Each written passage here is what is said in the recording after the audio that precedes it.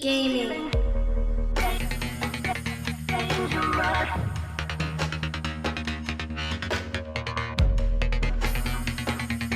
What's up guys, it's Andrew at Elite Gaming HQ, and I have another benchmark video for you. I've been playing PUBG and benchmarking it almost every day, but today I picked up Shadow of War and I wanted to see what kind of frames a GTX 1060 would get on this game. But first, look how beautiful this game is in Ultra. This game looks really good, but as usual, if you're interested in any of those other PUBG benchmarks or anything like that, they'll be in my playlists or I'll put them in the description below. One thing I find pretty cool about this is if you go into the settings and you change the graphics, it actually tells you how much RAM and how much VRAM it's going to use. But interestingly enough, if I toggle from high to ultra on my personal rig, it says that I'm going to need 10 gigs of RAM and more than 8 gigs of video memory to run this thing in ultra, although it seemed to run it pretty fine. Now there is in fact an in-game benchmark. The only problem with that, just like a lot of in-game benchmarks, is I don't feel like it actually represents the game. They did a pretty good job with it, but it didn't give me consistent numbers. So for this test for the GTX 1060, I figured we would go old school, and that's fraps.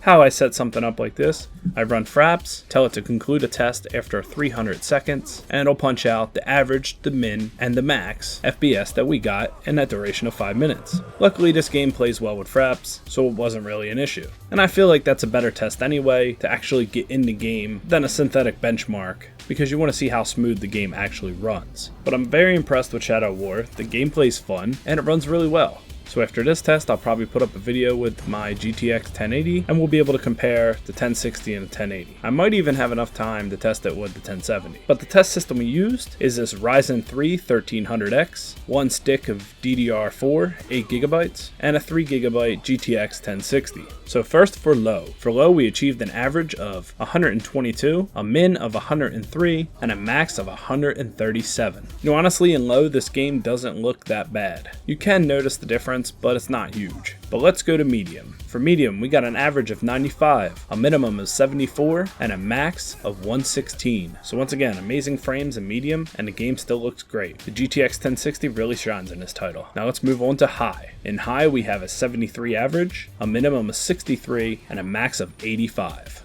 So if you wanted to lock your game at 60 FPS and running in high, you're going to have no problems at all. That's kind of the sweet spot, and a GTX 1060 handles it well. But now let's go into very high. Very high got an average of 64, a minimum of 53, and a max of 80. But lastly, let's test out that Ultra. As I said in the beginning of the video, my GTX 1080 supposedly can't even handle Ultra, so let's see what we get with the GTX 1060. We got an average of 46, a minimum of 33, and a max of 71. So we didn't even drop below 33, but I will say that it did stutter once in a while, and the stutters were kind of jarring, so I'd probably keep this game at a mix between high and very high and lock it at 60. This is not a competitive game. You don't need 100 FPS, and 60 will run it just fine. So if you guys did purchase this game, let me know in the comments below. Let me know how you're finding it. It was a different change of pace for me from my standard PUBG, Borderlands, Fallout 4, Skyrim combination. So I'll have the GTX 1080 video sooner, more so than later, and I hope to see you guys there. My name is Andrew, and this is Elite Gaming HQ. Thanks for watching, guys.